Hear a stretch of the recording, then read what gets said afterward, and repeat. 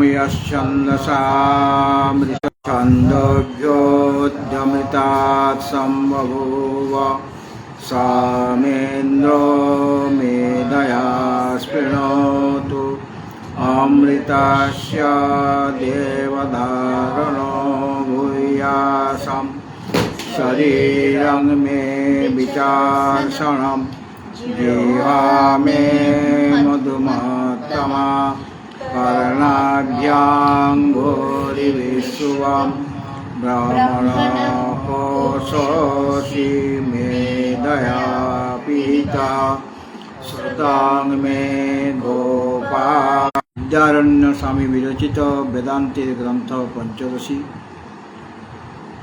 এই পঞ্চদশীর একাদশ অধ্যায় ব্রহ্মানন্দে যোগানন্দ এই বিষয়ে আলোচনা আমাদের চলছে এবং সমবেতভাবে পাঠ করে ৭১ নম্বর শ্লোক থেকে সমবেতভাবে পাঠ করে। তদ্ঘনত্বং সাক্ষী ভাবং দুঃখাভাবং প্রচক্ষতে লৌকিকাস্তার্কিকায়াবৎ দুঃখ বৃত্তি বিলোপনাৎ অজ্ঞানবিম্বিতা চিৎস্যান মুখমানন্দ ভোজনে ভুক্তং ব্রহ্মসুখং ত্যক্ত্বা বহিরাত্যর্থ কর্মণা কর্ম জন্মান্তরে বুদ্ধিয়াৎ তদ্যোগাৎ বুধ্যতে পুনঃ ইতি কৈবল্যশাখায়াং কর্মযোগোদয়ীরিতः কিঞ্চিৎ কালং প্রবুদ্ধস্য ব্রহ্মানন্দস্য বাসনা অনুগচ্ছেদ্যতস্তূষ্ণীং মাস্তে নির্বিষয়ং সুখী কর্মভিপ্রেরিতা পশ্চাৎ নানা দুঃখানি ভাবয়न् শনৈর্বিস্মরতি ব্রহ্মা নন্দমেষোऽখিলো জনः প্রাদুর্ধামপি নিদ্রায়া পক্ষপাতো দিনে দিনে ব্রহ্মানন্দে নিলান্তেন প্রাজ্ঞোऽস্মিन् বিবদেতঃ। বিবদেত এটা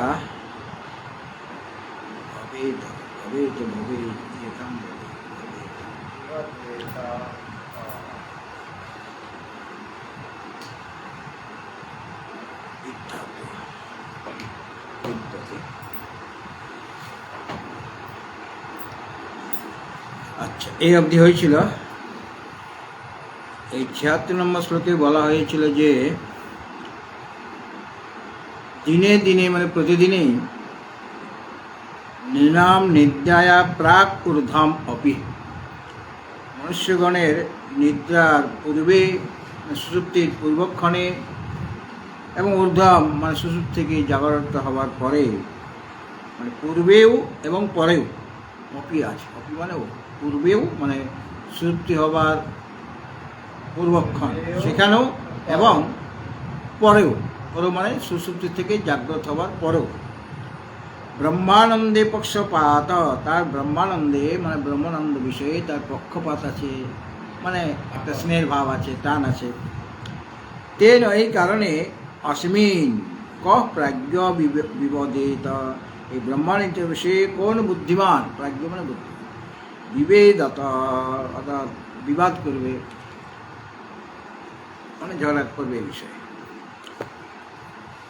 আজকে এখন আমরা ৭৭ নম্বর শ্লোক নিয়ে আলোচনা করব।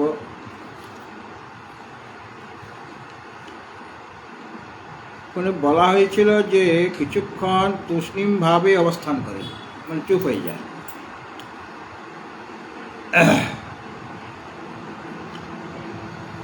অর্থাৎ সুষুপ্তি থেকে জাগ্রত হওয়ার পরে তুষ্ণীম ভাব থাকে, মানে চুপচাপ বসে আছে। এবং সেখানে সেই যে তুষ্ণীম ভাব হলো মানে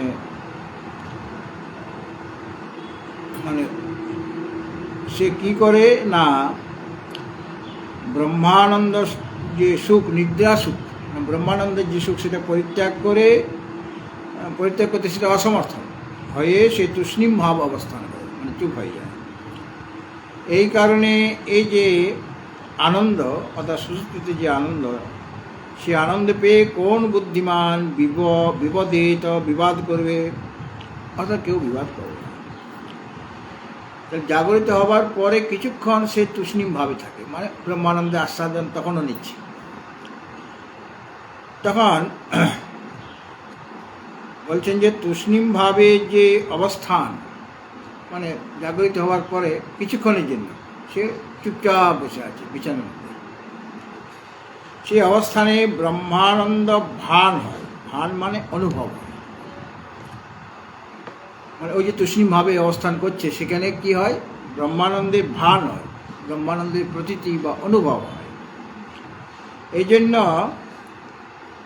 তাই হয় বলে শাস্ত্র গুরু সেবাদি সাধন ব্যর্থ নয়। যদিও ওই যে জাগ্রত হবার পরে কিছুক্ষণ তুষ্ণীমভাবে যে অবস্থান করছে সেখানে যে ব্রহ্মানন্দের ভান হচ্ছে, ব্রহ্মানন্দের অনুভব হচ্ছে, তো তাই যদি অনুভব হয়ে থাকে তাহলে পর তুষ্ণীমভাবে থাকাই দরকার আমাদের। চুপচাপ বসে দিয়েছি, তাহলে তো আমি সর্বদাই ব্রহ্মানন্দের অনুভব করব। যে পুরো কি বলছে যে দেখো, তাহলে পর আর শাস্ত্র গুরু এরা কি করবে? এগুলো তো বেকার হয়ে যাবে। হ্যাঁ, তুষ্ণীমভাবে মানে চুপচাপ বসে থাকলেই যদি সর্বদাই ব্রহ্মানন্দের অনুভব হয়, তাহলে শাস্ত্রের কি প্রয়োজন? গুরু সেবার কি প্রয়োজন? গুরুকরণ করার কোনো প্রয়োজন নেই।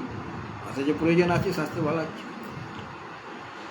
আর যে তুষ্ণীমভাবে যে ব্রহ্মানন্দের ভান হবে, ওটা সবসময় হবে না, কিছুক্ষণের জন্য হবে। হ্যাঁ, তারপরে তো আবার বিষয় এসে যাবে। ওই পূর্বে সংস্কারটা আমি কাটিয়ে উঠতে পারিনি এখন, কাজে কিছুক্ষণের জন্য ভান হচ্ছে। মনে করো আমি একটা স্বপ্ন দেখছি, ভালো স্বপ্ন, যে আমি লালমোহন খাচ্ছি, 10টা প্লেটে দিয়ে দেওয়া হয়েছে, আমি খাচ্ছি, একটা দুটা খাওয়া হয়ে গেছে, আবার অনেকগুলি আছে, এখন খুব আকর্ষণ আছে আমার। হঠাৎ করে আমার ঘুমটি ভেঙে গেল।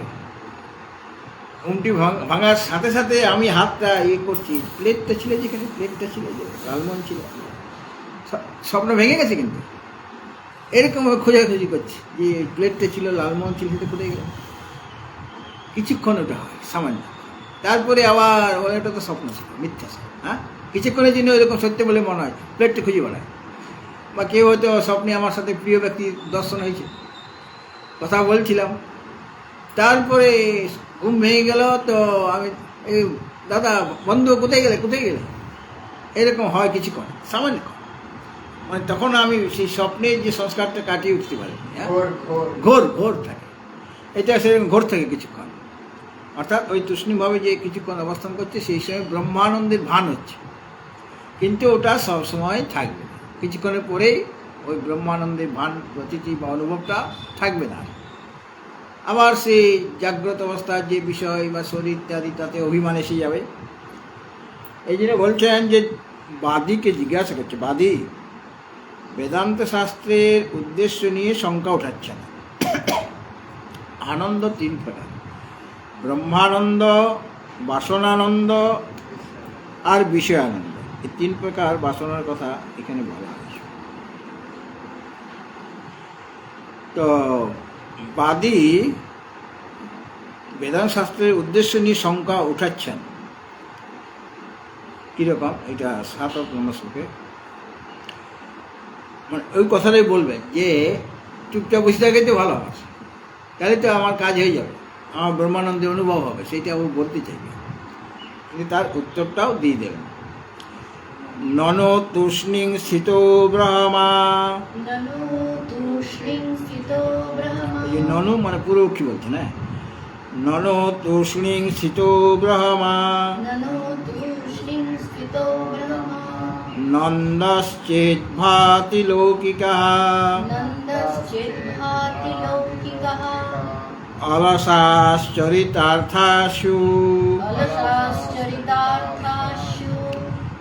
অলসাশ্চরিতার্থাস্যু अलशाश्चरितार्थास्यु শাস্ত্রেণ গুরুনাত্রকে शास्त्रेण गुरुणा कृतिं ননো তূষ্ণীং সিতো ব্রহ্মা ननु तूष्णीं सुतो ब्रह्मा নন্দশ্চেत् ভাতি লৌকিকः नन्दश्चिद्भाति लौकिकः অলসাশ্চরিতার্থাস্যু अलशाश्चरितार्थास्यु শাস্ত্রেণ গুরুনাত্রকে। शास्त्रेण गुरुणा कृतिं যে পূর্বপক্ষী বলছে ননো তূষ্ণীং শীতৌ ব্রহ্মানন্দ ভাতি চেত, ওই যে ব্রহ্মানন্দ চেত ভাতি, চেত আর ননু শব্দ আছে আর চেত শব্দ আছে। চেত শব্দ থাকলেও পূর্বপক্ষ, আর ননুর দ্বারাও পূর্বপক্ষে সে বলতে চাইছে। ননু মানে ভালো কথা, তূষ্ণীং শীতৌ মানে তূষ্ণীমভাবে যে অবস্থান, চুপচাপ আছি আমি, কোনো কথা বলছি না, একটা ঘরের মধ্যে আছি। তো তূষ্ণীমভাবে, তূষ্ণীম শীত মানে চুপ হয়ে তূষ্ণীমভাবে যে অবস্থান, সে অবস্থান করলে পরেই ব্রহ্মানন্দ ভাতি চেত, যদি ব্রহ্মানন্দের ভান হয় মানে অনুভব হয়, তূষ্ণীমভাবে যদি অবস্থান করলে পরেই যদি ব্রহ্মানন্দের অনুভব আমাদের হতে থাকে, যদি হয়, তাহলে পরে অলসা লৌকিকা চরিতার্থাসু, তাহলে পরে যারা অলস ব্যক্তি, যারা সাধারণ ভোজন কিছু করতে চায় না, শাস্ত্রে অধ্যয়ন করতে চায় না, বা শুভ কর্ম করতে চায় না, অলস ব্যক্তি, আর সে কিছুই করে, তাহলে অলস ব্যক্তি চুপচাপ বসে থাকে তারা। তো অলস ব্যক্তিগণ তাহলে তো কৃতার্থ হয়ে যাবে, কেন সে চুপচাপ বসে আছে, তাহলে ব্রহ্মানন্দের ভান হবে। তাহলে এইরকম হয়ে তাহলে ব্রহ্মানন্দের ভান হয় কি কোনো সময়? কিন্তু উনি বলছেন তাহলে ব্রহ্মানন্দের তো ভান হবে, কারণ তুমি বলে তূষ্ণীমভাবে শীত হয়ে আছে এবং ব্রহ্মানন্দ সে আস্বাদন করছে, পক্ষপাত আছে তার। তাহলে এইরকম হয়ে যে অলস ব্যক্তিগণ তাহলে কৃতার্থ হয়ে যাবে, কারণ তারা তো চুপচাপ বেশিক্ষণ থাকে, অন্যরা তো চুপচাপ থাকে না, অলস ব্যক্তি চুপচাপ থাকে, তূষ্ণীমভাবে থাকে, তাহলে তারা কৃতার্থ হয়ে যাবে। তাহলে এই যে অলসা আর লৌকিকা চরিতার্থাসু, অলস ব্যক্তি চরিতার্থ হয়ে যাবে। আর লৌকিকা মানে যাদের শাস্ত্র জ্ঞান নেই, তারা চরিতার্থ হয়ে যাবে। শাস্ত্রের দরকার নেই, তাহলে শাস্ত্র জ্ঞানটা না থাকে তো ভালোই হয়েছে। হ্যাঁ, তৃষ্ণীমভাবে থাকবো আমি, এই শাস্ত্র অধ্যয়ন করার দরকার নেই। শাস্ত্র অধ্যয়ন না হলে ব্রহ্মানন্দের অনুভব হবে না। গুরুর যদি উপদেশ না পাওয়া যায় তাহলেও আমার ওই ব্রহ্মানন্দের অনুভব হবে না। বলে এইরকম যদি হয়, এটা পূর্বপক্ষী, এটা সম্পূর্ণটা পূর্বপক্ষীর কথা। যে ননু বলে, ননু মানে ঠিক আছে, তূষ্ণীমভাবে অবস্থান করলেই যদি ব্রহ্মানন্দের অনুভব হয়, তাহলে পরে সাধারণ যে অলস ব্যক্তি,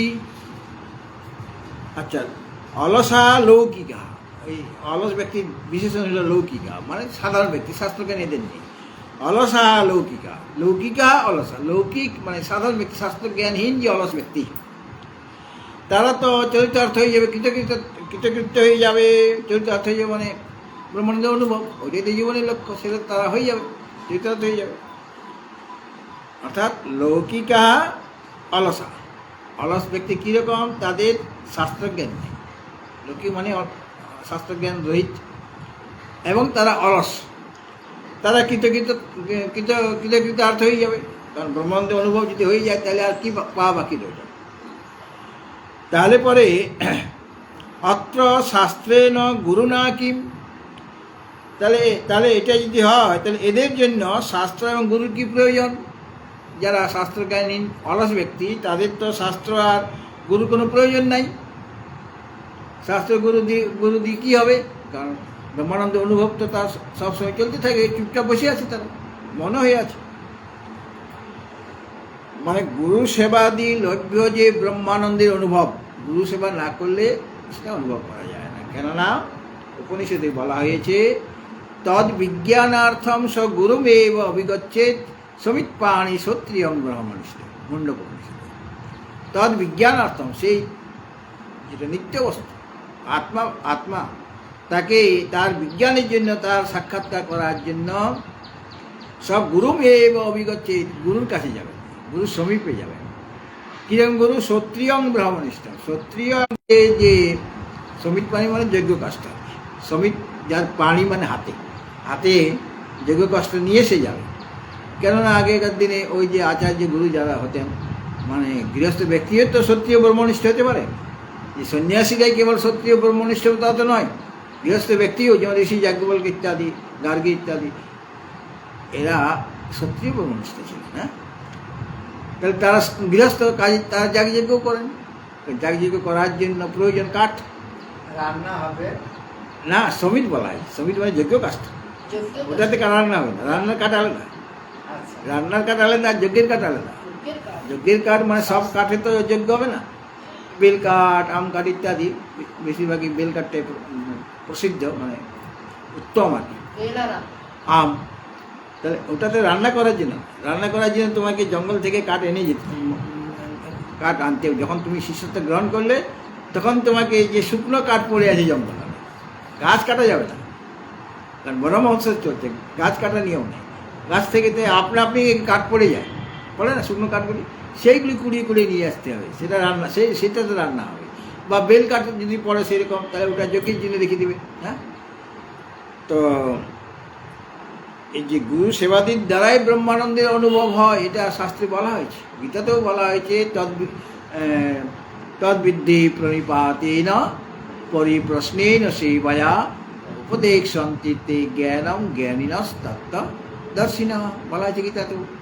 ওটা অবশ্য ওই উপনিষদ থেকে নেওয়া হয়েছে, মণ্ডক উপনিষদ থেকে ওটা নেওয়া হয়েছে, এই যে গীতার ওই শ্লোকটা। কেননা ভগবান গীতাতে যা কিছু বলছে সব উপনিষদ থেকে বলছে, উপনিষদের সার অংশটা তিনি নিয়ে বলছেন। সর্ব উপনিষদ গাব দুগ্ধা গোপালনন্দনা পার্থ বৎস সুধীর ভোক্তা দুগ্ধম গীতামৃতম।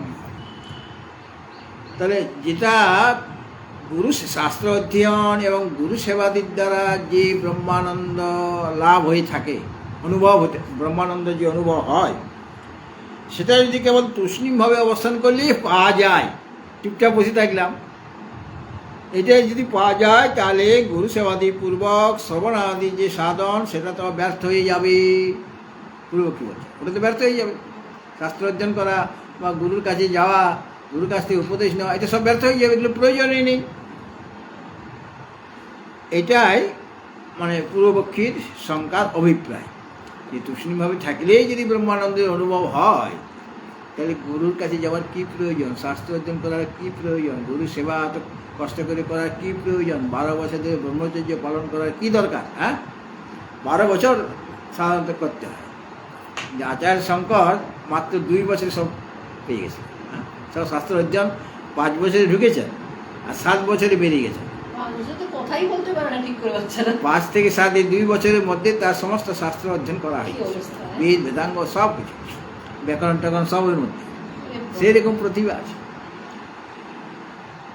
দেখো, তুষ্ণীমভাবে যে অবস্থান, ওটা কিছুক্ষণের জন্য, সবসময়ের জন্য নয়। অলস ব্যক্তি তো তখন ব্রহ্মানন্দ যখন পাবে না, ওদের তো ব্রহ্মানন্দের অনুভব, ওদের অলস ব্যক্তি যদি সুসুপ্তি অবস্থা, তাহলে তাদেরও হবে, কিন্তু ওটা তো সবসময় থাকছে না।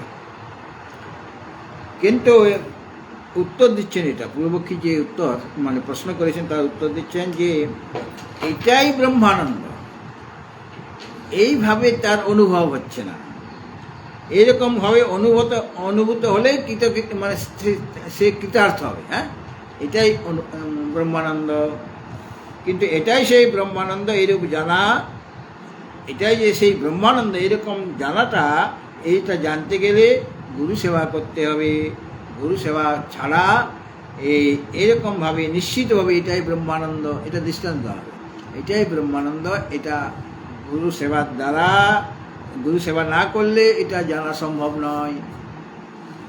এটাই এখন বলছেন, দৃষ্টান্ত দিয়ে বলবেন।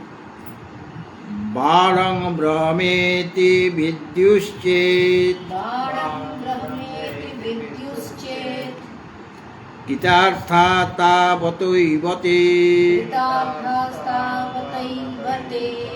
মানে কৃতার্থা তাবতা এবতে, এব সন্ধি বিচ্ছেদ, কৃতার্থা তাবতা, তাবতা যোগ এব, ওটা ঐকার হয়ে গেছে। হ্যাঁ, গুরু শাস্ত্রে বিনাত্যন্ত গুরুশাস্ত্রে বিনাত্যন্ত গম্ভীরং ব্রহ্ম বেত্তিকা, গম্ভীরং ব্রহ্ম বেত্তিকঃ।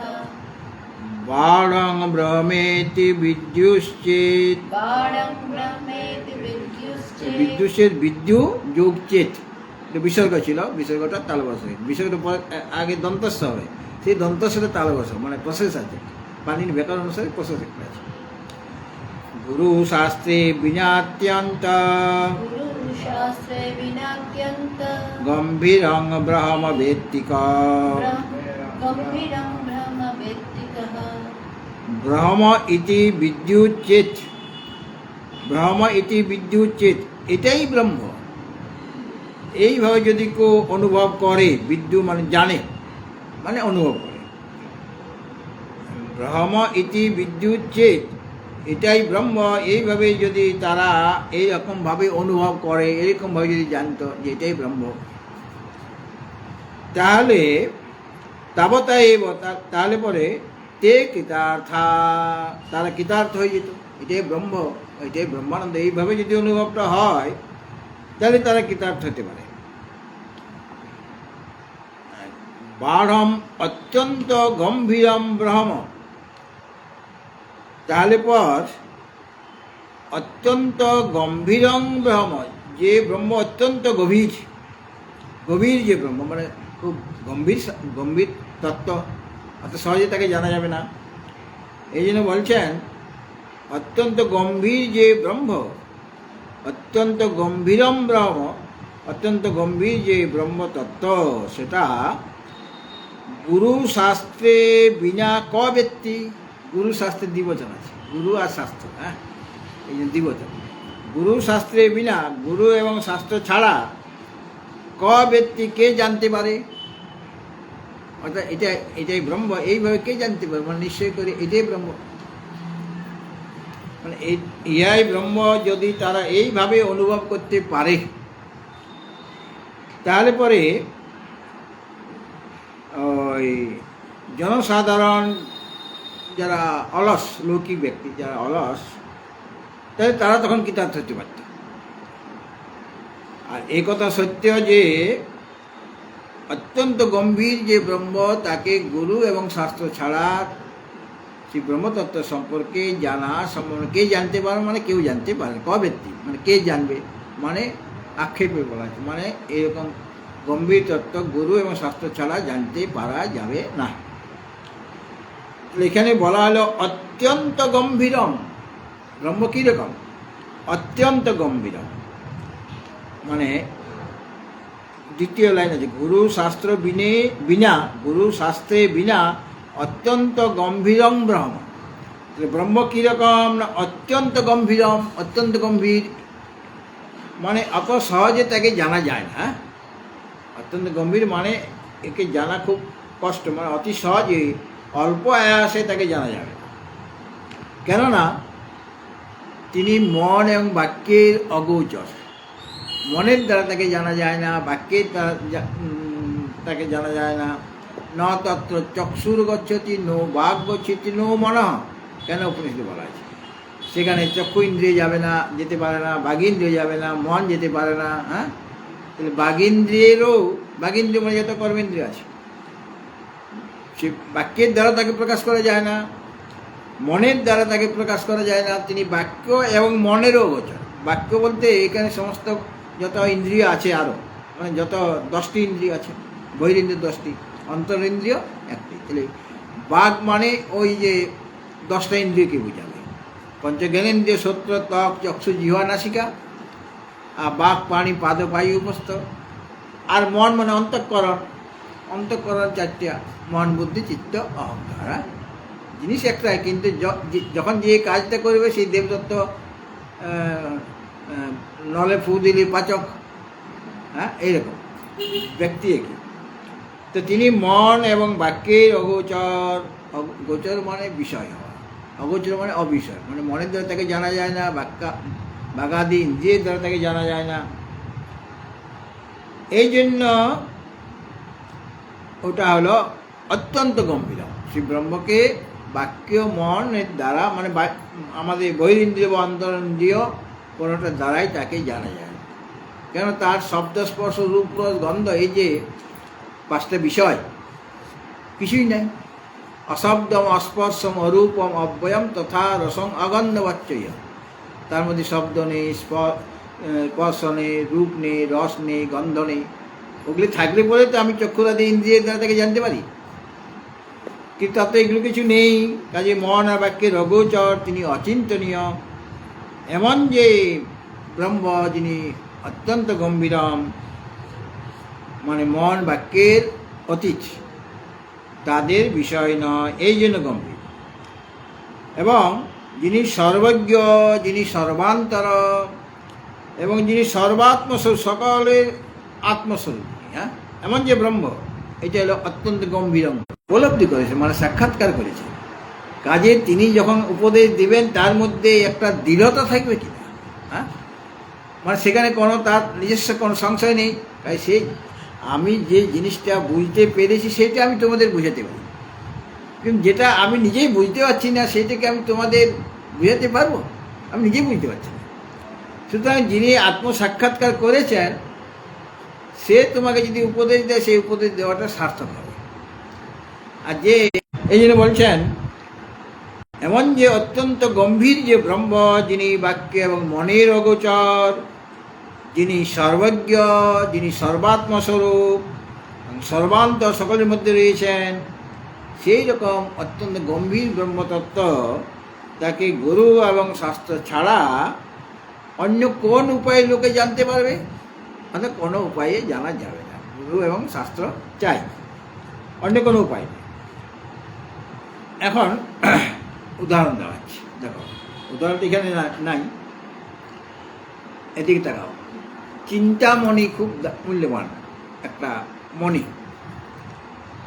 দুর্মূল্য মণি, আর সেটা অনেক পাথরের টুকরার মধ্যে রয়েছে। চিন্তামণিটা মিশে আছে, সেটা একটা পাথর। সেই পাথর, চিন্তামণি পাথর আর এমনি সাধারণ পাথর, পাথরের যে নুড়ি পাথরগুলি সব একসাথে আছে। এখন ওটা দেখে তো সাধারণ লোকে তো বুঝতে পারবে না কোনটা চিন্তামণি, তাই না? যে জানে, গুরু যে জানে সে চিন্তামণি জানে কোনটা। সোনাও আছে, পিতলও আছে। পিতলটা বেশ ভাব ঝকঝক করে রেখে দেওয়া হয়েছে, সোনার সাথে একটা সোনার টুকরো আছে। এখন যার সোনা পিতলের জ্ঞান সেরকম নাই, তাহলে সেই সোনাটাকে পিতলই মনে করবে। কাজেই চিন্তামণি যে একটা মূল্যবান পাথর, সেটা সাধারণ পাথর খণ্ডের মধ্যে রয়ে গেছে, মিশে গেছে, একসাথে আছে। তাহলে পর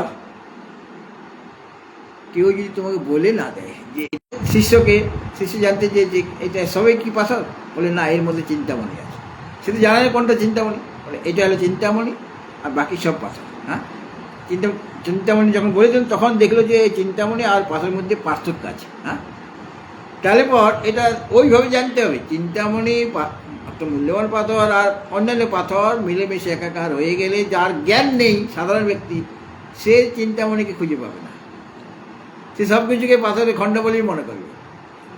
তাহলে গুরু মানে ওই চিন্তামণি বিষয়ে যার জ্ঞান আছে সে বলবে এটা এটা হলো চিন্তামণি। তো যে জানতে এসেছে তার জ্ঞান এগুলো, এটা চিন্তামণি, বাকি সব পাথর, এই জ্ঞানে তার হবে। আর যদি না হয় তাহলে চিন্তামণিকে খুঁজে পাওয়া যাবে না, পাথরের মধ্যে সে মিশে আছে। ঠিক সেরকমভাবে সুবর্ণ মানে সোনা ভূগর্ভে আছে, সোনার খনি আছে না, ভূগর্ভে আছে। এখন ভূগর্ভে যদি পড়ে থাকে তার দ্বারা কারো কোনো অভিষ্ট সিদ্ধ হবে? সে তো মাটিতে মানে মাটির নিচে পড়ে আছে আকর হিসাবে। তা আকরগুলি দেখে তো বোঝা যাবে না এটা সোনা। আকর ওটা তো আরও নানা রকম জিনিস সব মিশে আছে, সাধারণভাবে মনে হবে। যে জানে সে বুঝবে যে এটা সোনার ইয়ে হচ্ছে, মানে শোধন করা হয়নি তখন, এটা সোনা, এটা তারা বুঝতে পারবে। তাহলে পর সুবর্ণ তো ভূগর্ভে আছে, কিন্তু ভূগর্ভে থাকলে পর তোমার অভিষ্ট সিদ্ধ হয়ে যাবে? তুমি সোনা দিয়ে অলংকার বানাতে পারবে? তোমার অলংকার বানাবার ইচ্ছা, তুমি তো জানো যে ভূগর্ভে সোনা আছে। আমরা জানি ভূগর্ভে কয়লা আছে। এটা জেনে কি আমি রান্নাঘরে চলে গেলাম, রান্না করতে পারবো? ওর দ্বারা আমার কাজ হবে কিছু? আছে, সেটা তুমি তুলতে যদি পারো বা যে তুলে রেখেছে তার কাছ থেকে কিনো, তাহলে তোমার অবশ্য সিদ্ধ হবে। কেবল এইটুকু জানলে হবে না যে ভূগর্ভে কয়লা আছে, ভূগর্ভে তেল আছে, কাজে আমি মোটরসাইকেল বার করলাম, স্টার্ট দিলাম, আমার গাড়িতে তো তেল নাই, আমি তো জানি ভূগর্ভে তেল আছে, তাহলে তোমার গাড়ি স্টার্ট নেবে কি? অর্থাৎ ভূগর্ভে স্বর্ণ আছে এটা জানলে পরেও আমার কোনো কাজ লাভ হচ্ছে না। এই ভূগর্ভগত যে সুবর্ণ, তাকে, সেই সুবর্ণকে এটা সোনা এইভাবে যদি চিনতে পারা যায়, তাহলে আমার অবশ্য সিদ্ধি হবে। সুবর্ণটা বেরিয়ে আসলো মানে ভূগর্ভ থেকে, এবং একজন বলে দিল এইটা সুবর্ণ, কেননা তখন ঝকঝক করছে না, সুবর্ণটা ঝকঝক করছে না, ওটা শোধন করলে না ওটার মধ্যে আরও অনেক কিছু মিশে আছে, তখন সে ঝকঝক করে উজ্জ্বল হবে। তো এখনও সেটা ঝকঝক করেনি, কিন্তু যিনি স্বর্ণ ব্যবসায়ী সে জানে এটা সোনা। আমি বুঝতে পারছি, সোনাটা দেখেও আমি বুঝতে পারছি না এটা সোনা কিনা। এক রকমের পাথর আছে অকিক পাথর, কি? অকিক অকিক? পাথর, সেটা দিয়ে শিবলিঙ্গ বা মূর্তি ইত্যাদি হয়, বা মালাও হয়, ফুটো করতে হয় চিত্র দিয়ে পাথর। ওই পাথর গুজরাটে আমি গিয়েছিলাম, ওই রকম পাথর রাস্তাতে অনেক পড়ে আছে। আমি তো বুঝতে পারছি না কোনটা অকিক কোনটা ইয়ে কোনটা, কারণ এটা তো সাধারণ পাথরের মতো সাথে মিশে আছে। আর যারা অকিক পাথর চেনে তারা বুঝে নিলে এটা অকিক পাথর, দেখে বুঝে যাবে। সেইটাকে তারা ঘুটে জাল দিয়ে পোড়াবে, এটা সাধারণ, তার কোনো রং টং কিছুই নেই, রং টং কিছুই নেই, সাধারণ সাদা দেখাচ্ছে, কালো দেখাচ্ছে, এরকম। যখনই ঘুটার আগুনে তাকে পোড়ানো হলো, তখন ওটা ফেটে যাবে, ফেটে গিয়ে নানা রকম রং বেরিয়ে আসে ভেতর থেকে, সবুজ, লাল, গোলাপি ইত্যাদি ইত্যাদি। এবং ওইটা তখন তারা কাটিং করবে, পালিশ করবে, পরে পাথর পেলে শিবলিঙ্গ করবে। আমাদের বাঁকুড়াতে যে শিবলিঙ্গ অকিক পাথর আছে, নানা রকম রং আছে। অকিক পাথর? হ্যাঁ, অকিক, অকিক পাথর তো অকিক, আমার বাঁকুড়ায় গেলে দেখে আসবে। আবার শিবলিঙ্গ হয়, নানা রকম মূর্তি হয়, বা মালা হয়, অকিক পাথরের মালা হয়।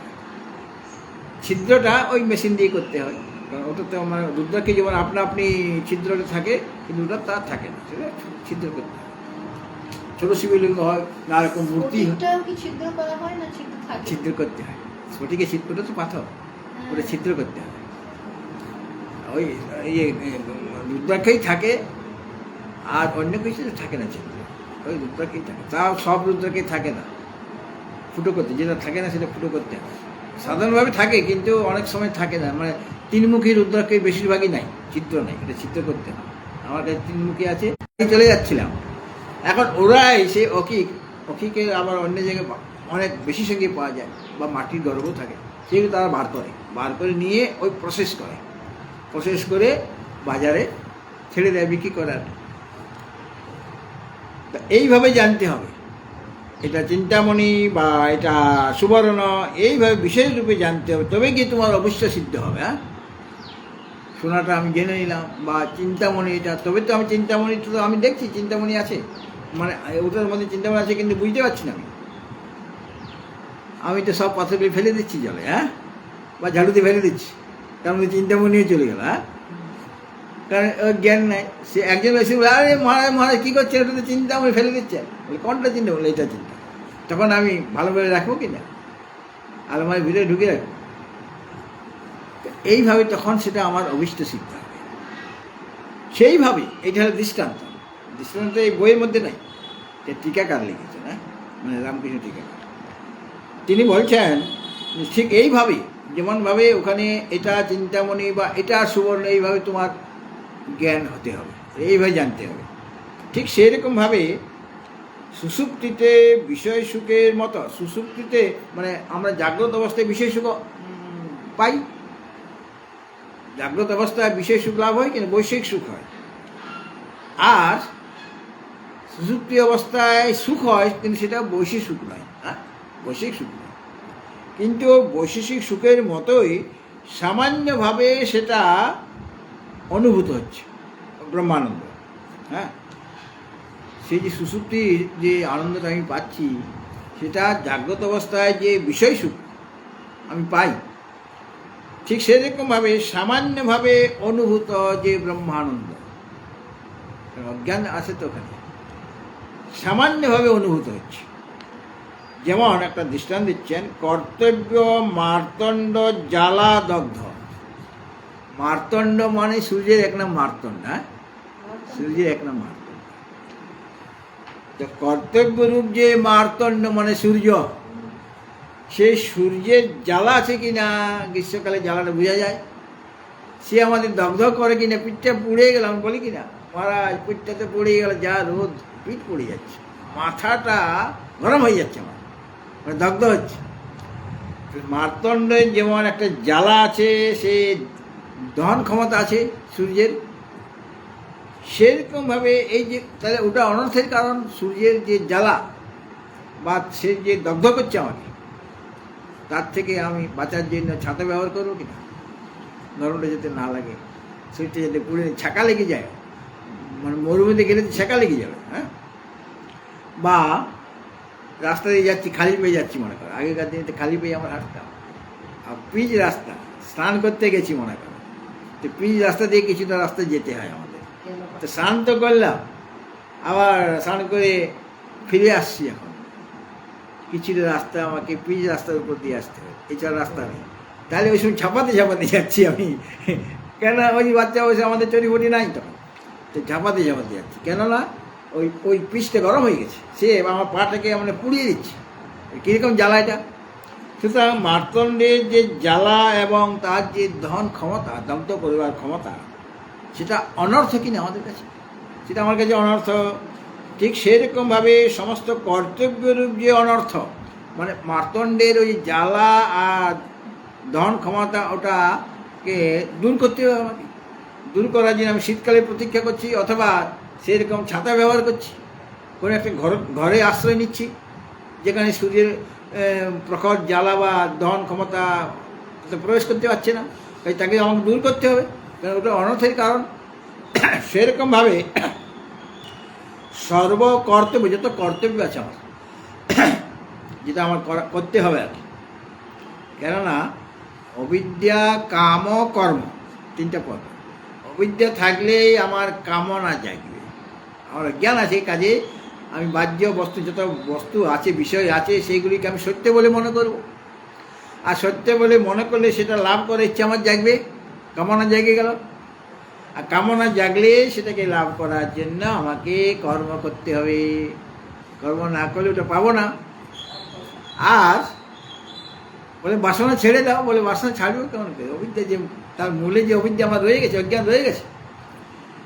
কাজেই এই যে সর্বকর্তব্যরূপ যে অনর্থ, সূর্যের সাথে তুলনা করা হচ্ছে, কেন কর্তব্যকে সূর্যের সাথে তুলনা করা হচ্ছে, কেন সূর্যের মতোই তার জ্বালা এবং দহন ক্ষমতা আছে, তার মানে সে আমাকে নানারকমভাবে কষ্ট দিচ্ছে।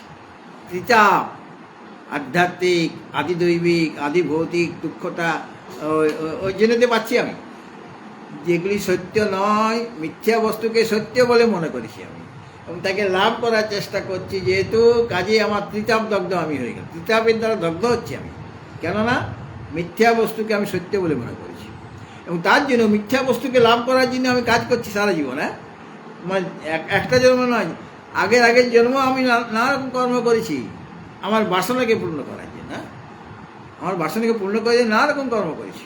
কাজে আবার ব্রহ্মানন্দ পুণ্য কর্ম করলে ওই সুষুপ্তির যে আনন্দ ব্রহ্মানন্দ, সেটা পাবো।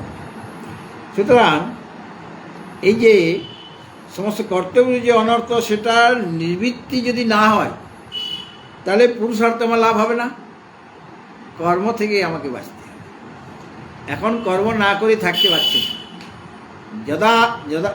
যদাত্মরতিরেব স্যাৎ আত্মতৃপ্তস্য মানব আত্মন্যেব চ সন্তুষ্টস্তস্য কর্ম ন বিদ্যতে। তৃতীয় অধ্যায়ে গীতায় বলা হয়েছে যে কখন কর্ম আমার থাকবে না, সেটা বলা হয়েছে যস্তাত্মরতিরেব স্যাৎ আত্মতৃপ্তস্য মানব আত্মন্যেব চ সন্তুষ্টস্তস্য কার্যং ন বিদ্যতে। এটা প্রকাশ তদুচ্চতে এটা পাবো নাকি না, এটা অন্য শ্লোক। ওই শ্লোকটা নাই, আমি যেটা বলতে চাইছি আচ্ছা সেটা অন্য শ্লোক।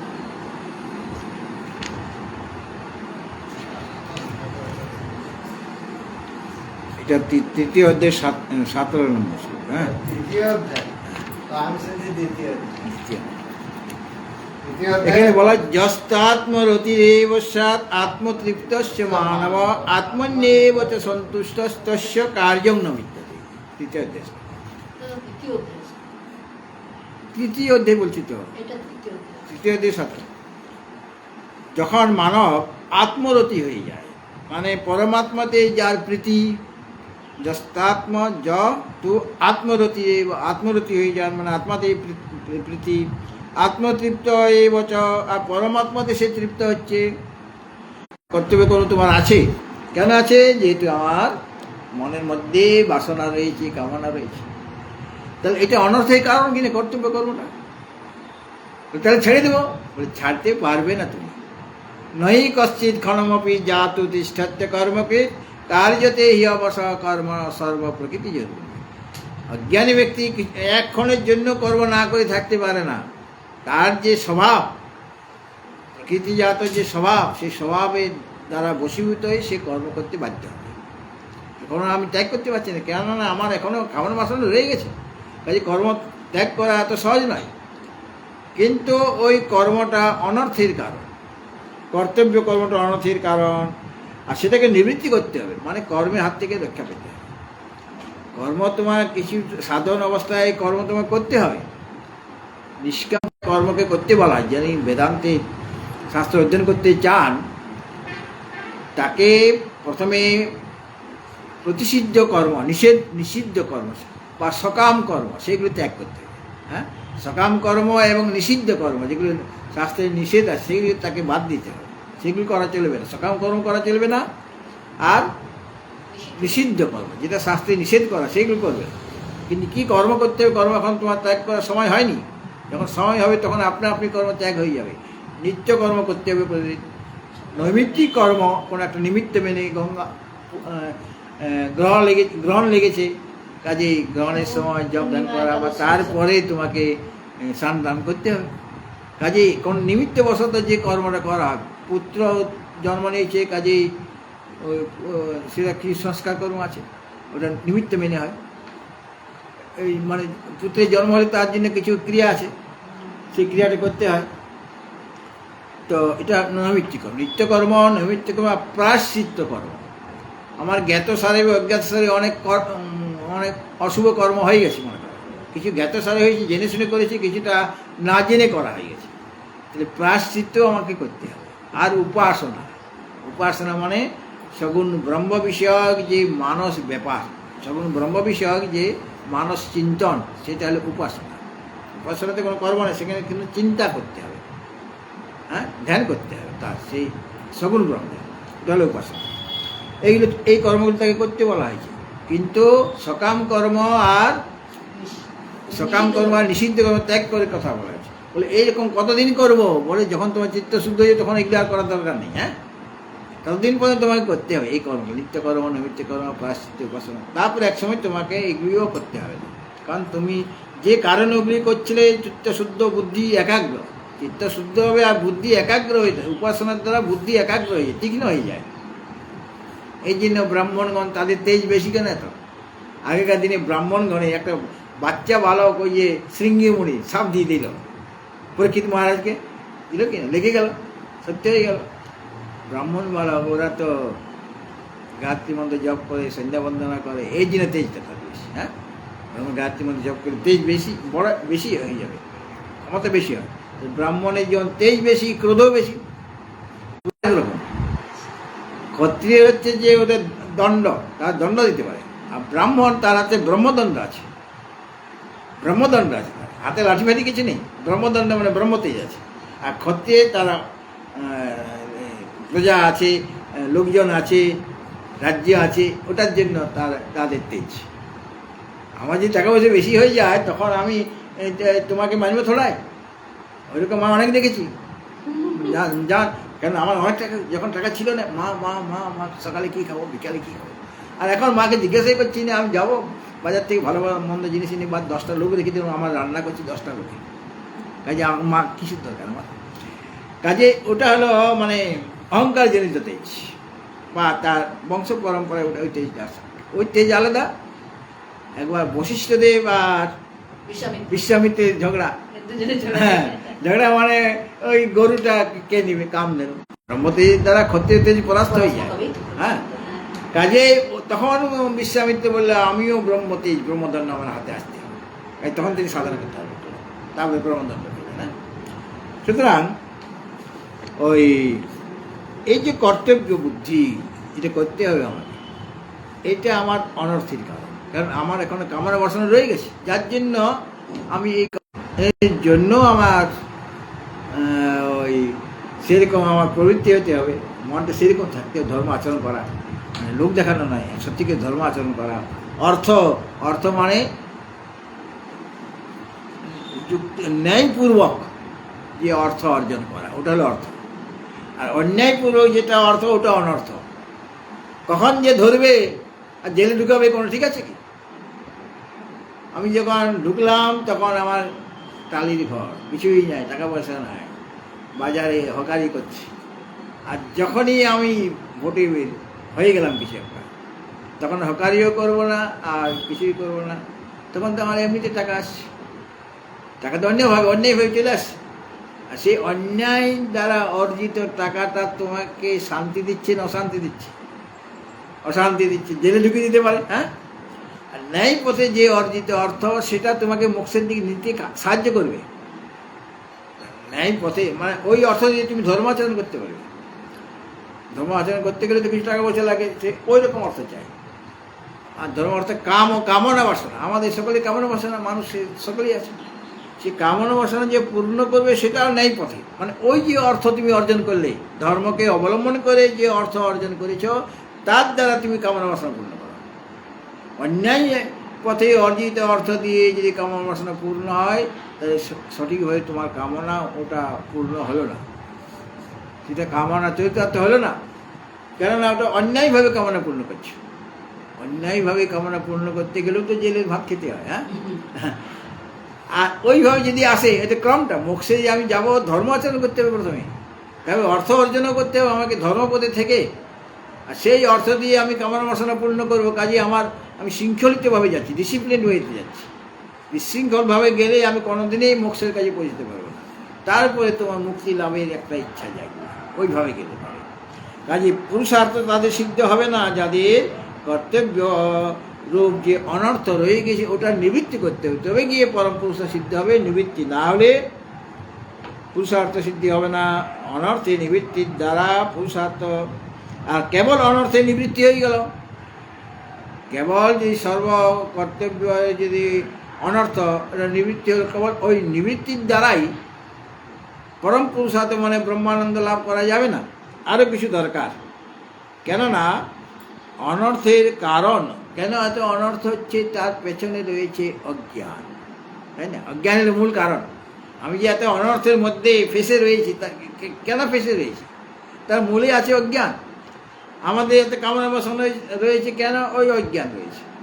তাহলে অনর্থ তো আমার নিবৃত্তি হয়ে গেল, কর্তব্য কর্ম আমার করছি না, কিন্তু তার কারণ রূপে, অনর্থে কারণ রূপ যে অজ্ঞান, সেটা থেকে যায়। কেন? তোমার তো এখন জ্ঞান হয়নি, অজ্ঞান রয়ে গেছে। তো অজ্ঞান যেহেতু রয়ে গেছে, কিন্তু সুষুপ্তি মানে তখন অজ্ঞান রয়ে গেছে। আর সুষুপ্তিতে কী হচ্ছে? সুষুপ্তিনিষ্ঠ যে আনন্দ স্বরূপ, আনন্দ মূর্তি, মূর্তি মানে স্বরূপ। আমাদের একজন ছিলেন আনন্দ মূর্তি। হ্যাঁ, মূর্তি মানে স্বরূপ, মানে আনন্দ স্বরূপ যিনি। আনন্দের মতো চেহারা এরকম নয়, আনন্দটাই তার স্বরূপ, এই হলো আনন্দ মূর্তি। তো ব্রহ্মা এই যে সুষুপ্তিতে যেটা আমার আনন্দ মূর্তি, নিত্য নিরতিশয় যে ব্রহ্ম, সেটা আমার নিজরূপেই এইভাবে অশেষ রূপে অবগত যদি হয় কেউ, তবে লোকের অজ্ঞান নিবৃত্তি হবে। হ্যাঁ, ওই যে সুষুপ্তিনিষ্ঠ যে আনন্দ মূর্তি মানে আনন্দ স্বরূপ, যেটা নিত্য নিরতিশয় যে ব্রহ্ম, সেটাই ব্রহ্ম, সেই আনন্দ মূর্তিটা হলো ব্রহ্ম। তিনি আনন্দ স্বরূপ, তিনি নিত্য, তিনি নিরতিশয়। এমন যে ব্রহ্ম, সেই ব্রহ্মই বা সেই আনন্দই হচ্ছে আমার স্বরূপ, আনন্দটাই আমার স্বরূপ। এই প্রকারে অশেষ রূপে মানে পূর্ণরূপে, অশেষ রূপে মানে পূর্ণরূপে যদি অবগত কেউ হয়, জানতে পারে, তাহলে লোকের অজ্ঞান নিবৃত্তি হবে। আমার অজ্ঞান দূর করা যায়। সবচেয়ে বড় অনর্থ হলো অজ্ঞান। সে অজ্ঞানের নিবৃত্তি আমার প্রয়োজন। কখন আমার অজ্ঞান নিবৃত্তি হবে? যেমন ওই সুস্থিতে আমার আনন্দ লাভ হচ্ছে কিছুক্ষণের জন্য, যতক্ষণ সুস্থিতি আছে, তারপরে সেই আনন্দটা থাকে না। কিন্তু সেই আনন্দ স্বরূপ নিত্য নিরতিশয় যে ব্রহ্ম, সেই ব্রহ্মই হচ্ছে আমার নিজেরই স্বরূপ। এইভাবে যখন বোধ হবে, মানে পরমাত্মা সে জীবাত্মার যখন একতা বোধ হবে, অনুভব হবে, তখনই লোকের অজ্ঞান দূর হয়, অনর্থটা তখনই দূর হবে। অনর্থ, সকল অনর্থের মূলে আছে অজ্ঞান। এবং সেই অজ্ঞানজনিত আর কর্তব্য জ্ঞান কেন ছিল আমার? এই অজ্ঞান ছিল বলে আমার কর্তব্য জ্ঞান ছিল। এটা করতে হবে, এটা করতে হবে, সেটা করতে হবে। একজন বয়স্ক লোক, মহারাজ, মানে গৃহস্থ লোক, মানে আপনি তো রিটায়ার করেছেন অনেকদিন হলো, এখন আশ্রমে চলে আসুন। মহারাজ একটা কাজ এখন বাকি আছে, ওই কাজটা করে নিই, তারপরে এইখানেই থাকবো, মহারাজ আপনাদের সেবা করব। তবে 1 বছর পার হয়ে গেল। পরে আবার জিজ্ঞেস, দাদা 1 বছর হয়ে গেল, সেই কাজটা তো হয়ে গেছে? বলে সেই কাজটা হয়ে গেছে। বলে তাহলে চলে আসুন। বলে আরেকটা কাজ আমার মাথায় এসে গেছে, সেইটা করি। তো কর্তব্য শেষ হচ্ছে না, মৃত্যুকালে ওই যাচ্ছে সেই, আরেকটা কাজ করা বাকি ছিল, এটা করতে পারলাম না, এটা করে যেতে পারলাম না, শরীর এখন সমর্থ না। মানে কাজ আর অবশিষ্ট রয়েই গেল, তার সব কাজ করে যেতেই পারল না, কাজ অবশিষ্ট রয়ে গেল, কেন? তার অজ্ঞান রয়ে গেছে। কাজেই ওই যখন তার অজ্ঞান মানে কর্তব্য বুদ্ধি, সেটা আনন্দের রেশটা থেকে যায়, ঘোরটা থেকে যায়। কিন্তু পরে তুমি নানা রকম অলস লোক হলে কি হবে? দুশ্চিন্তা করবে, কীভাবে ক্ষতি করা যায়, কীভাবে আজ ভালো মন্দ খাওয়া যায়, হ্যাঁ, সেরকম করবে। কাজে সে আরও বেশি গর্তের মধ্যে পড়ে যাবে, হ্যাঁ, আরও বেশি সে কষ্টের মধ্যে পড়ে যাবে। কিন্তু এটাই সেই ব্রহ্ম, এইভাবে আমার মানে নিশ্চিত রূপে আমাকে জানতে হবে। এবং সেটা জানতে গেলে অজ্ঞান দূর হবে এবং সমস্ত অনর্থ আমার যখন দূর হয়ে যাবে, তখনই আমি মানে তত্ত্বমসি, এটা হলো উপদেশ মহাবাক্য, তুমি সেই। কিন্তু এখনই আমি অনুভব করতে পারছি না, কিন্তু আমি যে সেই, এই বোধটা আমার হয়েছে, কিন্তু সেটা তো অনুভবে এখন আসে না। যখন নিধিধ্যাসন করবো তখন আমি বলবো অহং ব্রহ্মাস্মি, এটা অনুভব। এরকম নানা রকম দৃষ্টান্ত দেবে না, মানে অনুভবের ব্যাপারে এখানে নানা রকম দৃষ্টান্ত দেওয়া হবে। তো যাই হোক, তো ওই অজ্ঞান নিবৃত্তি যখন হয়ে যাবে, অর্থাৎ বিশেষ রূপে যখন সেই নিরতিশয় ব্রহ্মই আমি, এরকম জ্ঞান যখন হয়ে যাবে, তখনই অজ্ঞান দূর হবে এবং সেই অজ্ঞানজনিত যে কর্তব্য জ্ঞান রূপ যে অনর্থ, সে অনর্থে নিবৃত্তি হয়ে যাবে এবং তখনই পুরুষার্থ লাভ হবে।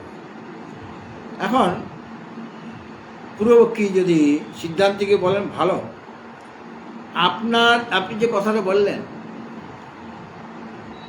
এর দ্বারাই ব্রহ্মানন্দ বুঝলাম আমি। আপনি বললেন যে এটাই ব্রহ্ম, হ্যাঁ, এইরকম বললেন, ব্রহ্মের কথা আপনি বলছেন, তো আপনার কাছ থেকে আমি ব্রহ্মের কথাটা শুনলাম। তাহলে পর আর ব্রহ্ম আনন্দের কথা আপনি বলেছেন, তাহলে ব্রহ্মানন্দটা আমি বুঝতে পেরেছি, ব্রহ্মানন্দ আমি বুঝলাম। তার দ্বারা আপনাকে তো কৃতার্থ বলেই অনুভব করছি না। বাদীর এইরকম আশঙ্কার মানে অনুবাদ করে সিদ্ধান্তি তাকে উপহাস করছে। বাদী কি বলতে যাচ্ছে আর বলবো, জানাম্যহং তদুক্তিয়া জানাম্যহং তদুক্ত্যাদ্য, উক্তাদ্য, হ্যাঁ, উক্তা যোগ অদ্য, হ্যাঁ, উক্তা না উক্তি যোগ অদ্য, উক্তি যোগ অদ্য। জানাম্যহং তদ উক্তাদ্য। জান্যম্যহং তদুক্ত্যাদ্য। না, এখানে উক্তি নয়, উক্তিয়া, মানে জফলা আকার, তারপরে অদ্য। হ্যাঁ, উক্তিয়া। উক্তিয়া, উক্তিয়া মানে কথনের দ্বারা, উক্তি থেকে উক্তিয়া হয়েছে। আচ্ছা, স্বামীজি, উক্তিয়াম্যহং তদুক্ত্যাদ্য। কুতো মেন কৃতার্থতা তো মেন কৃতার্থতা। শৃণ্বত্র তাদৃশো বৃত্ত্যং শৃণ্বত্র তাদৃশোবৃত্তং। প্রাজ্ঞম মন্যাস্য কস্যচিৎ। প্রাজ্ঞান্মন্যস্য কস্যচিৎ। দুটো ম আছে, প্রাজ্ঞম মন্যাস্য কস্যচিৎ। প্রাজ্ঞান্মন্যস্য এটা কি ম কস্যচিৎ। আছে? ম, দুইটা ম। দন্তের আছে তো? হ্যাঁ, দন্তের না। না, ময়ে ময়ে ময়ে ময়ে। ময়ের পরে দন্তন্য। না না, লাগানো নাই, কাটা আছে তো। না না, ওটা ম। না না। শৃণ্বত্র তাদৃশ বৃত্তং ওটা প্রাজ্ঞান্মন্যত্র। ময়ে ময়ে, তুমি যেটা দেখছো না, মৃন্ময় মানেটা কি? মৃন্ময় তো না নয়, না, এটা ময়ে ময়ে দন্তের আছে। নামে আছে। হ্যাঁ, দন্তের নামে। দন্তন্যময় আছে, দাঁড়াও দেখি। হ্যাঁ, দন্তন্য প্রাজ্ঞান্ময়। ময় না স্বামীজি, দন্তন্যই হয়ে যাচ্ছে। মৃন্ময় যেরকম সেরকম। দু জায়গায় লেখা আছে, দু জায়গায় দেখলাম একই রকম আছে। না, হবে না, বুঝলে। পণ্ডিতম মন্যমান পেয়েছেন উপনিষদে, পণ্ডিতম মন্যমান, পণ্ডিতম পণ্ডিতন মন্যমানা। আছে, পেয়েছি তো। তাহলে ওখানে দুটো ম হলো কিনা? না, পণ্ডিতন আছে।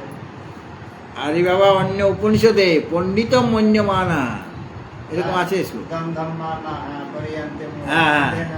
তো ওখানে দুটো ম আছে কিনা? সেই রকম এখানে প্রাজ্ঞম মন্যস্য, যে নিজেকে প্রাজ্ঞ মনে করে, আসলে সে নিজে প্রাজ্ঞ নয়। প্রাজ্ঞাম, আরে ময় তো হয়। ময়ে ময়ে তো বলছেন। কিন্তু এখানে লেখা আছে তিনটা জায়গায় দন্তের নামেই আছে। তিনটে জায়গায় কোথায় কি লিখছি? পণ্ডিতন আছে, একটা নিচে দেখুন, নিচে লেখা, পণ্ডিতন। অন্যের ওটা ন হবে না, ওটা ম না, হবে। হ্যাঁ, হ্যাঁ, ওটা আলাদা, ঠিক কথা বলেছি। ওটা ময়। থাকলেই যে সেটা মানতে হবে আমাদের, তার কোনো ঠিক নেই। হ্যাঁ, প্রাজ্ঞাম তো নয়। প্রাজ্ঞম মন্যমান, প্রাজ্ঞম, প্রাজ্ঞাম মানে নিজেকে প্রাজ্ঞ বলে মনে করছে যে, অথচ সে প্রাজ্ঞ নয়, তাকে বলেছে প্রাজ্ঞম মন্যমান। শ্রীমাত্র তাদৃশ বৃত্তং আচ্ছা, দেখো। প্রাজ্ঞান্মন্যস্য। বাদী বলছে যদি এরকম, বাদী যদি বলে যে সিদ্ধান্তি অহম তদুক্তিয়া অদ্য জানামি, এই সন্দেহ বিচ্ছিন্ন দেখা জানামি অহং তদ উক্তিয়া অদ্য। হ্যাঁ, অহম তদুক্তম। জানামি অহং, তাহলে অহম তদ উক্তিয়া, হয়তো এই জফল আকার, হ্যাঁ, প্লাস অদ্য। তদ উক্তিয়া মানে আপনার কথা থেকে, আপনার কথার দ্বারা, তয় বয় আছে। তদ উক্তিয়া মানে আপনার যে উক্তি, সেই উক্তির দ্বারা, মূলটা শব্দটা ছিল উক্তি, উক্তির তৃতীয় আর একবচনে উক্তিয়া হয়েছে, মানে দ্বারা। দ্বারা। আপনার কথা থেকে, আপনার কথা শুনে, আপনার কথার দ্বারা, অদ্য জানামি, আপনার যে উক্তি, সেই উক্তি শুনে, মানে আপনার কথা শুনে, জানলাম। অদ্য জানামি, আমি জানলাম এখন আপনার এই উক্তির দ্বারাই আমি কি জানলাম, যে মে কৃতার্থতা কুতঃ না, আপনার উক্তিতে আমি কি জানলাম যে এটাই ব্রহ্মানন্দ। কারণ আপনি তো ব্রহ্মানন্দের কথা বললেন, তা আমি জেনে নিলাম যে এটা ব্রহ্মানন্দ। তাহলে তোমার মুখ থেকে তো আমি জানলাম যে এটা ব্রহ্মানন্দ, তাহলে আমি জেনে গেলাম আপনার কাছ থেকে, পূর্বক বলছে যে এটা ব্রহ্মানন্দ, এটা আমি অদ্য জানামি। এইটা অদ্য মানে এখন, অদ্য শব্দের অর্থ যদিও আজ, কিন্তু অদ্য মানে এখন। এখন যে তুমি যে বললে না যে এটা ব্রহ্মানন্দ, এইভাবে জানতে হবে, তো আমি তো জেনে গেলাম এটা ব্রহ্মানন্দ। কাজেই ওই অহম তদ উক্তিয়া, আমি তোমার উক্তি থেকে, তোমার কথা থেকে, অদ্য মানে এখন জানলাম, জানামি, কি জানলাম, এটা ব্রহ্মানন্দ, এইভাবে জানলাম কি না?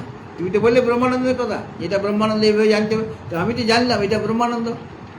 তাহলে এখন আমি এ বিষয়ে, এটা ব্রহ্মানন্দ, এই বিষয়ে আমার জ্ঞান হয়ে গেছে। তো তাহলে পর মেয়ে কৃতার্থতা কোথাও না, আমার কৃতার্থতা আসলো না কেন, আমি কৃতকৃত্য কেন হয়ে গেলাম না? আমি তো জানলাম যে এটা ব্রহ্মানন্দ, কারণ তোমার উক্তি থেকেই আমি জানতে পারলাম, তুমি বলেছো এটা ব্রহ্মানন্দ, এইভাবে জানতে হবে। তো আমি তো জানতে পারলাম আপনার কথা থেকে যে এটা ব্রহ্মানন্দ। তা এটা ব্রহ্মানন্দ, এটা আপনার উক্তি থেকে, আপনার কথা থেকে আমি জেনেছি। তো জানা সত্ত্বেও মেয়ে কৃতার্থতা কোথাও না, আমি কৃতকৃত্য কেন হলাম না, আমি কৃতার্থ কেন হলাম না? কৃতার্থতা মানব থেকে মানবতা, কৃতার্থতা মানে কৃতার্থ যে ভাব হলো কৃতার্থতা, মানে আমি কৃতার্থ হলাম না কেন?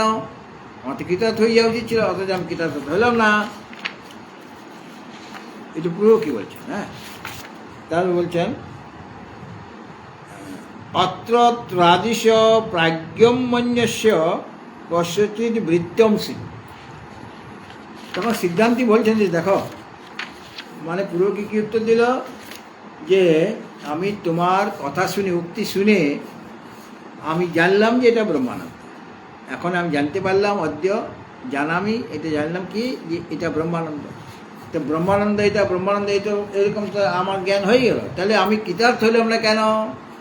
বলছি শুনো, সেটা না শুনে এটা মানে অর্ধেক থেকে যাচ্ছে আর কি। সেটা কীরকম, ওইটা শুধু 80 নম্বরটা বলে দিচ্ছি। দেখো, মানে ও বলতে চেয়েছে যে তোমার কথা থেকে আমি এখন জানতে পারলাম যে এটা ব্রহ্মানন্দ, তাহলে আমি কৃতার্থ হয়ে গেলাম না কেন? আমি তো কৃতার্থ হয়নি, তাহলে আমার কৃতার্থ হওয়া উচিত ছিল, অথচ আমি তো জানতে পারলাম যে এটা ব্রহ্মানন্দ। তুমি বলেছো এটা ব্রহ্মানন্দ, এইভাবে জানলে তোমার অভিষ্ট সিদ্ধ হবে। তো আমার তো অভিষ্ট সিদ্ধ হলো না, আমি তো কৃতার্থ হতে পারলাম না, কেন হলাম না? তখন উত্তর সিদ্ধান্তি বলছেন যে এই বিষয়ে তোমাকে একটা কথা, মানে গল্প শোনাচ্ছি। অর্থাৎ তুমি হচ্ছে তোমার মতো তাদৃশ প্রাজ্ঞমন্যস, নিজে অপণ্ডিত হয়েও যে নিজেকে প্রাজ্ঞ বলে মনে করে, সেরকম একজন ব্যক্তির বৃত্তান্ত তোমাকে শোনাচ্ছি, তুমি শুনো। এটা সাথে মিল আছে, 80টা জেনে নাও। চতুর্বেদ বিদে দেয়াম ইতি শ্রীনিবন নবোচত। শ্রীনিবন এখানে শ্রীনিবন যোগ অবোচত, হ্যাঁ, এই যে দুটা নকার আছে না, শ্রীনিবন যোগ অবোচত, এইভাবে সন্ধি বিচ্ছেদ হবে, যোগ অবোচত। এখানে আরেকটা নকার নেই, মানে ওই যে অকারকে দেখে নটা ডবল হয়ে গেছে। বেদাশ্চত্বারৈত্যেবং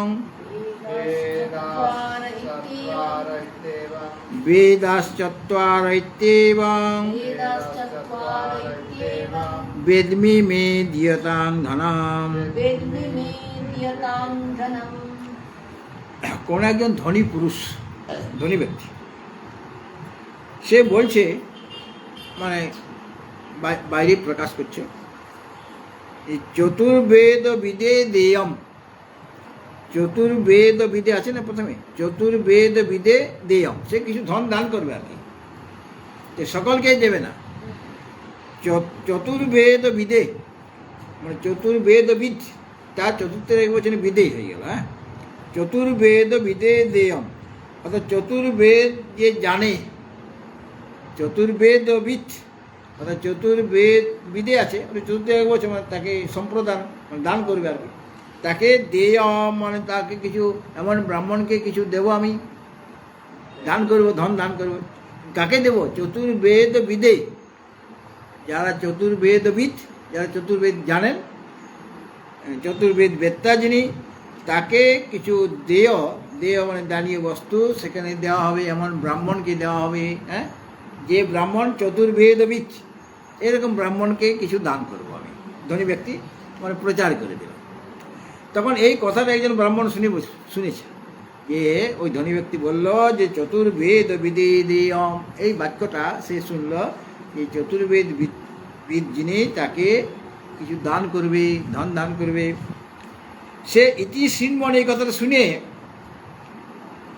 পাণ্ডিত্য অভিমানী হয়ে, আমি পণ্ডিত ব্যক্তি হয়ে, সে বলল, সেই ধনী ব্যক্তিকে বলে, আমি তো চতুর্বেদবিদ, আচ্ছা ব্রাহ্মণ গিয়ে বলছে সেই ধনী ব্যক্তি যে দান করবে, বলে আমি তো চতুর্বেদবিদ, আমি চতুর্বেদ আমি জানি। বলো চতুর্বেদবিদ, তো তুমি বলো কি বলো, বেদ সম্পর্কে কিছু বলো। বলে বেদা চত্বার, বেদ 4 প্রকার, বেদ 4 রকম। ওইটা বেদবিদ হয়ে গেছে, চতুর্বেদবিদ হয়ে গেল। কেন? যে বেদা চত্বার, বেদ 4টা, এটা তোমার বাক্য থেকে আমি জেনেছি। তুমি তো বলে বেদ চতুর্বেদ বিদে দেয়ম, ওই যে 4টা বেদ সেটাও জানতো না, ব্রাহ্মণ সেটাও জানতো না। আর ধনী ব্যক্তি বলে দিল চতুর্বেদ বিদে দেয়ম, চতুর্বেদবিদকে কিছু দান করব, এরকম তাকে দানের যোগ্য কিছু বস্তু আছে সেটা দেব। তখন এটা সে শুনেছে, পণ্ডিত, সে ব্রাহ্মণে বটে, সে শুনেছে, কিন্তু বেদ টেদ কিছুই জানে না। সে বললো বেদা চত্বার, বেদ 4টি। বলে কোথায় জানলে, কী করে জানলে? বললে যে তুমি যে বললে চতুর্বেদ বিদে দেয়ম, চতুর্বেদ বেদ 4টা, এটা তো তুমি বললে মুখে, তোমার বাক্য থেকে আমি জেনেছি যে 4টা বেদ। এই কারণে আমাকে সে ধন দাও, ওটা আমি জানি। বেদ চত্বরা ইতি এবং বেদমি, অর্থাৎ বেদ যে 4 প্রকার এটা আমি জেনেছি। এই কারণে ধনং দিয়তাম মে ধনং দিয়তাম, আমাকে ধন দাও। আমি বলে দিলাম বেদা চত্বার, আর এটা জেনেছি কোথায়? আমি আগে জানতাম না যে বেদ 4 প্রকার। তোমার মুখ থেকে শুনলাম, তোমার বাক্য থেকে শুনলাম যে চতুর্বেদ বিদে দেয়ম, এখানে চতুর্বেদবিদ বলা হয়েছে, বেদ 4টাই তুমিই বললে। তো তোমার বাক্য থেকে আমি জেনেছি যে বেদা চত্বার, বেদ 4টি, কাজে এটা তো আমি তোমাকে বলে দিলাম। আমি চতুর্বেদবিদ, আমি চতুর্বেদ আমি জানি, মানে 4টা বেদ এটা তো আমি জানি। সে কাজে ওটা তো আমি তোমাকে বললাম। কাজে ধনং মে দিয়তা, আমাকে ধন দাও, কারণ ওটা আমি বেদমি, এইভাবে আমি বেদমি মানে জানি, বেদা মানে বেদা চত্বর এটা আমি জানি। কাজে আমাকে ধন দাও। তোকে ধন দেবে? সে কেবল বেদ 4টা এটাই জেনেছে, তাও আবার অন্যের মুখ থেকে জেনেছে, যে দাতা তার মুখ থেকে জেনেছে বেদ 4 প্রকার। কিন্তু বেদে কী লেখা আছে তুমি জানো? বেদ পড়েছে কোনো দিন? তাহলে চতুর্বেদবিদ তুমি হয়ে গেলে? ও শুধু ওইটুকু বাক্য শুনেছে যে চতুর্বেদ বিদে দেয়ম, কাজেই 4টা বেদ। আর এখানেও ওখানে যে বলা হলো যে এটা ব্রহ্মানন্দ, ওইভাবে তিনি বলেছেন এটাই ব্রহ্মানন্দ, এর উপরে জানতে হবে, হ্যাঁ, তবে তোমার অবশ্য সিদ্ধ হবে, মানে কৃতার্থ হবে। ওইটুকু কেবল শুনেছি, কিন্তু কীভাবে এটা ব্রহ্মানন্দ এইটা বোধ হবে কী করে, সেটাকে সে শুনেছে। সেটা না জেনে আমি যদি বলি যে এটা ব্রহ্মানন্দ, এই তো আমার বোধ হয়ে গেছে, কাজেই আমি এখন ব্রহ্মানন্দ সুখ অনুভব করবো, কৃতার্থ হয়ে যাবে আমার জীবন, হচ্ছে না। তো ওকে ধনী ব্যক্তিকে ধন দিয়ে দেবে? সে বেচারি বেদের বয়েই জানে না, অথচ চতুর্বেদবিদ সে হয়ে গেছে। হ্যাঁ, ওই রকমভাবে যে বেদ 4টা এটা তোমার মুখ থেকে জানলাম, আর বেদে কী আছে না আছে সেটা তুমি পড়ে দেখো। আমার দরকার নেই, আমার ধনের দরকার, টাকার দরকার, আমার টাকা দাও। তাকে টাকা দেবে? আচ্ছা, এটা ওইটা প্রসঙ্গ ছিল বলে এটা বললাম। এখন ওই বিষয়ে আরও বলা হবে, ওই বিষয়টা নিয়ে আরও বলা হবে, সেটা আগামী দিনে হবে। ওম পূর্ণমদা পূর্ণমিদং পূর্ণাৎ পূর্ণমুদাচ্যতে পূর্ণস্য পূর্ণমাদায় পূর্ণমেবাবশিষ্যতে। ওম শান্তি শান্তি শান্তি। তনু চৈতন্য, সঙ্গীতা পাল, সুমনা সেনগুপ্ত, এই আমার একটা মা সুমনা সেন।